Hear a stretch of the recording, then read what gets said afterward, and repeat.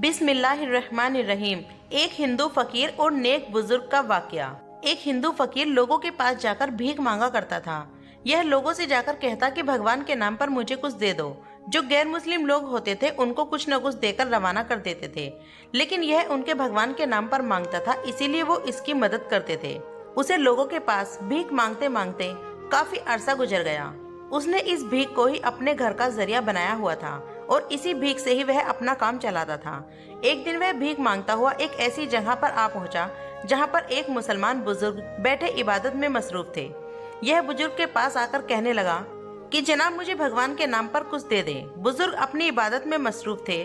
उन्होंने आंख खोली तो उस फकीर की तरफ देखा और उससे कहने लगे, मेरे पास तुम्हें देने के लिए कुछ नहीं है, इसीलिए तुम यहाँ से जा सकते हो। फकीर कहने लगा कि वाह बाबूजी, आप ये कैसे कह सकते हैं कि आपके पास मुझे देने के लिए कुछ नहीं है।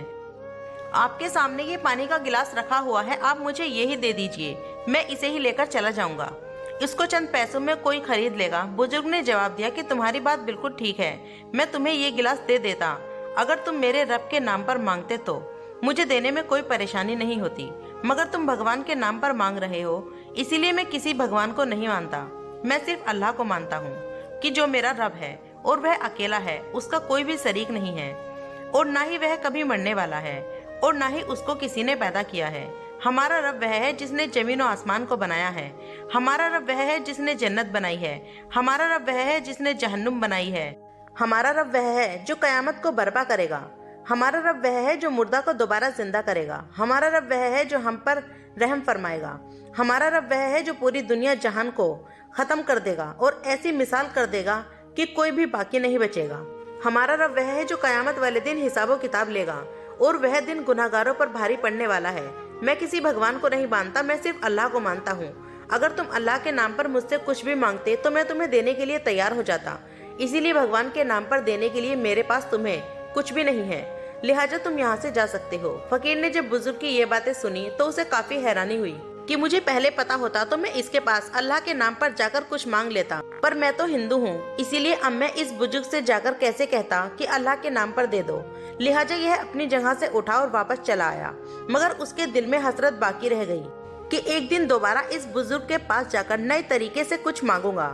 खैर, कुछ दिन गुजरने के बाद यह बुजुर्ग के पास दोबारा चला आया। बुजुर्ग अपनी इबादत में मसरूफ थे। यह बुजुर्ग के पास आकर कहने लगा, मुझे अल्लाह के नाम पर कुछ दे दीजिए। बुजुर्ग ने जैसे ही उस फकीर की यह बात सुनी तो उससे कहने लगे कि क्या चाहिए। फकीर कहने लगा, मैं अमीर होना चाहता हूँ। मैं इस फकीरी से काफी तंग आ चुका हूँ। लोगों के पास जा जाकर कुछ भीख मांगता हूँ, पर हर बंदा मुझे धुतकार देता है। आप मुझे कोई ऐसा तरीका बताइए जिससे मैं अमीर बन जाऊँ। बुजुर्ग ने फकीर से कहा, तुम 7 दिन मेरे पास गुजार लो, 7 दिन गुजरने के बाद तुम्हें सब कुछ मिल जाएगा। यह फकीर हिंदू था, पर फिर भी वह बुजुर्ग के पास रहने लगा। अब रोजाना की बुनियाद पर बुजुर्ग रात को इबादत के लिए उठता और सारी सारी रात इबादत के अंदर मशगूल रहता था। जब भी फकीर की आंख खुलती तो वह उसको देखता तो हैरान रह जाता और सोचने लगा कि यह कैसा नेक बंदा है जो सारी सारी रात इबादत के अंदर मसरूफ रहता है। खैर, 2 दिन गुजरने के बाद फकीर ने बुजुर्ग से कहा कि मुझे भी आप नमाज का तरीका सिखा दीजिए। मुझे रात भर नींद नहीं आती, मुझे बेचैनी रहती है। मैं देखना चाहता हूँ कि क्या नमाज में कोई बरकत है जिससे मेरी बेचैनी खत्म हो जाए। बुजुर्ग ने उसे नमाज का तरीका बता दिया और वह नमाज पढ़ने लगा। जब वह नमाज पढ़कर फारिग होता तो उसे पुरसुकून नींद आ जाती और सुबह की नमाज के वक्त उसकी अचानक आंख खुल जाती थी। ऐसा करते करते उसे 7 दिन गुजर गए। बुजुर्ग ने फकीर से कहा कि तुम्हारे 7 दिन मुकम्मल हो चुके हैं, अब तुम वापस जा सकते हो। फकीर ने जवाब दिया कि अब मैं वापस जाने को तैयार नहीं हूँ, अब मैं आपके पास ही रहूंगा, इसी में ही मेरी असली खुशी है। अब आप मुझे कलमा पढ़ाकर मुसलमान कर दीजिए। बुजुर्ग ने फकीर को कलमा पढ़ाकर मुसलमान कर दिया और इस तरह एक हिंदू फकीर मुसलमान हो गया। उसके बाद यह बुजुर्ग के पास ही रहने लगा। बुजुर्ग ने फकीर से पूछा कि क्या तुम्हें अब पैसों की जरूरत नहीं है, क्योंकि तुमने मुझसे कहा था कि तुम माला माल होना चाहते हो। फकीर ने जवाब दिया कि जब मैं आपके पास आया था तो मुझे पैसे कमाने की बेचैनी होती थी। मैं चाहता था कि मैं इतना पैसा कमाऊं कि दुनिया के ऊपर हावी हो जाऊं, पर जब मैं आपके पास आया हूं और नमाज अदा करने लगा हूं तो मुझे ऐसा लगने लगा कि नमाज के अंदर ही सब कुछ है और अचानक ही मेरी सारी की सारी बेचैनी खत्म हो गई। पैसों की तरफ तो मेरा तवज्जो ही नहीं रही। अब आपने मुझे कलमा पढ़ाकर मुसलमान कर दिया है, अब तो दुनिया से मेरा भरोसा उठ गया है और अब मैं मालिक हकीकी की इबादत करता हूँ और उसी से ही मांगूंगा। मगर अब मुझे दुनियावी चीजों से कुछ नहीं चाहिए, बस मेरी आखिरत संवर जाए तो यही काफी है। हजरत अब्दुल्लाह बिन जैद फरमाते हैं कि मेरे दिल में काफी ख्वाहिश थी कि मैं बैतुल मुकद्दस जाकर जियारत कर लूं। एक मर्तबा आपने बैतुल मुकद्दस जाने का इरादा कर लिया। अब आप सफर पर रवाना थे तो रास्ता भूल गए। काफी परेशानी के आलम में यही सोच रहे थे कि किसी से बैतुल मुकद्दस का रास्ता पूछ सकूं। इतने में आपकी नजर एक बुजुर्ग औरत पर जा पड़ी। यह बुजुर्ग औरत काफी अच्छी और नेक इबादत गुजार मालूम होती थी। आपने बुजुर्ग औरत के पास आकर फरमाया कि ए मुसाफिरा बी, मुझे लगता है कि आप भी मेरी तरह बैतुल मुकद्दस का रास्ता भूल गई हैं। जब उस बुजुर्ग औरत ने आपकी ये बात सुनी तो उसने गुस्से से आपको जवाब दिया कि कहीं अरिफुल्लाह, अल्लाह को जानने वाला भी मुसाफिर हो सकता है?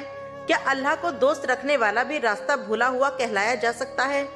जब आपने ये बात सुनी तो खामोश हो गए। फिर कुछ देर बाद उस बुजुर्ग औरत ने आपसे फरमाया कि ये लीजिए मेरी लकड़ी, इसका एक सिरा पकड़ लीजिए और मेरे आगे आगे हो लीजिए। आपने उसकी लकड़ी का एक सिरा पकड़ लिया और आगे आगे चल दिए। अभी आप कुछ दूर पैदल ही चले थे तो सामने आपको बैतुल मुकद्दस की धुंधली धुंधली चोटियां दिखाई देने लगी। आप काफी हैरान हो गए।